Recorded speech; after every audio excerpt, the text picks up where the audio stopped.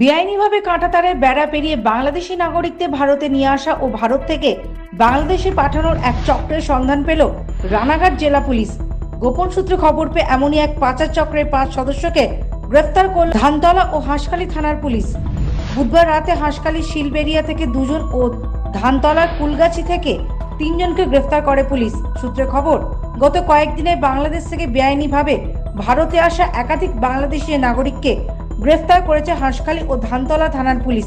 কিভাবে তারা ভারতে এসেছিল তা জানতে তদন্ত শুরু করে পুলিশ জানতে পারে ধানতলা ও হাঁসখালি থানা এলাকার ভারত বাংলাদেশ সীমানায় সক্রিয় রয়েছে একটি পাচার চক্র, যারা বেআইনিভাবে বাংলাদেশ থেকে ভারতে আসা ও ভারত থেকে বাংলাদেশে যাওয়া মানুষদের মিডলম্যান হিসেবে কাজ করত।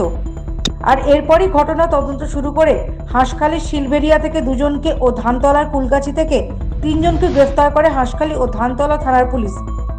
বৃহস্পতিবার ধৃতদের নিজেদের হেফাজতে চেয়ে ওই 5 পাচারকারীকে রানাঘাট আদালতে পাঠিয়েছে হাঁসখালি ও ধানতলা থানার পুলিশ। আর এই বিষয়ে বৃহস্পতিবার ধানতলা থানায় এক সাংবাদিক সম্মেলন করেন রানাঘাট পুলিশ জেলা অতিরিক্ত পুলিশ সুপার লালটু হালদার। জীবনে কোনো লিপ্ত হয়নি, ঠিক আছে? আমি যে আমার কিভাবে ফাঁসানো হয়েছে আমি নিজেই জানি না, ঠিক আছে? তোমাকে পুলিশ ফাঁসালো? আমি জানি না আমার কি হচ্ছে, আমি নিজেই জানি না আমি কি জানি। আমি এখন জানতে পারলাম যে আমার এই কাজে ধরেছে। আমি কি বল জানতে পারলাম যে আমার এই বাংলাদেশে বর্ডারের লোক পার করার জন্য আমাকে ধরেছে। কি নাম তোমার? আমার নাম Khairul Mondal.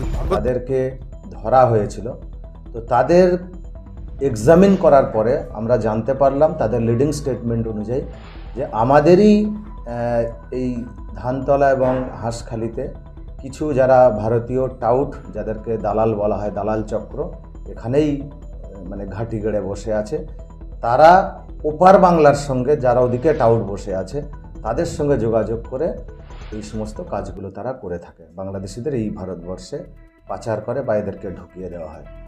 New report, the United India news.